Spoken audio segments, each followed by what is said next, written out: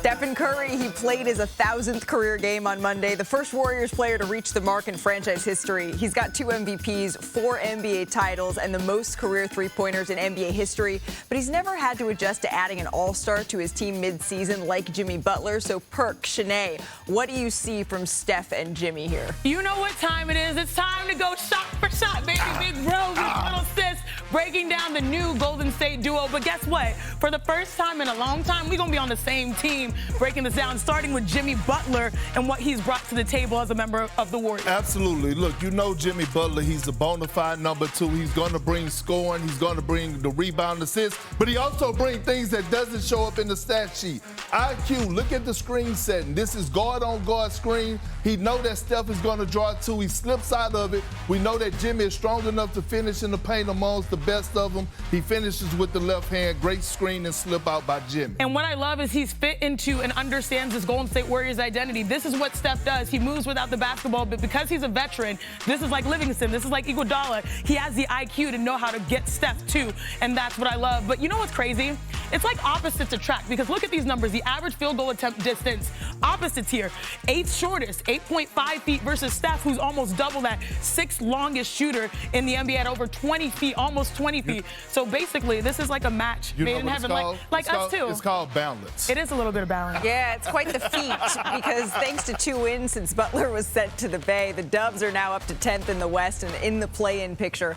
But they have their eyes on more than that. Steve Kerr put it pretty bluntly. He said they want to be the 6th seed. That is now the goal. Golden State sitting just 2.5 games behind the Clippers for that final guaranteed spot in the playoffs. But Richard, that's just the seeding here. What can Golden State really do with Jimmy on the roster? No, I think they can cause some problems. Okay. I think they have enough firepower to cause some problems, especially if they can get healthy, stay healthy throughout the run. I just think when people talk about championship, whenever the Warriors have done it, they've had a well-constructed roster. This is somewhat incomplete. They need a little bit of time to fill it out. Obviously, with the Jimmy Butler trade, there wasn't enough time late in the deadline. But to win 16, you got to have a roster. And I think that this is a team that you don't want to see them at 6. You don't want to see them at 8. You don't want to see them at 7 because they got Steph and Jimmy.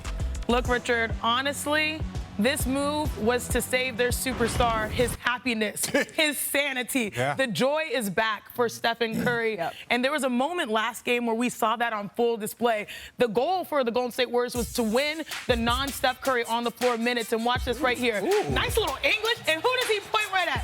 Oh, Somebody happy. Get somebody to look at you like that. I have not seen that man, Smile. Steph Curry, Yeah. smile that big in a long time. So sometimes these trades aren't perfect, but more importantly, you made one of the generational players in NBA history happy, and that is an ultimate win. I agree. And you got to think about this. Before this trade, Steph Curry literally had one foot in the grave, the other on the banana peel. That's how defeated he looked at times when we watched him play without Is that a Jimmy. thing? Now, all of a sudden, Jimmy comes aboard. We see the joy. We see the passion.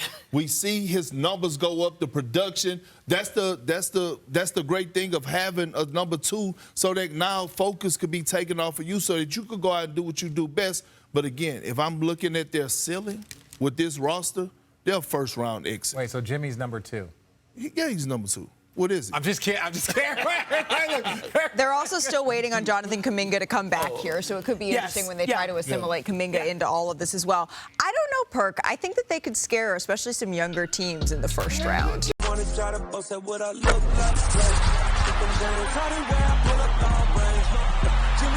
heat, I'm on fire.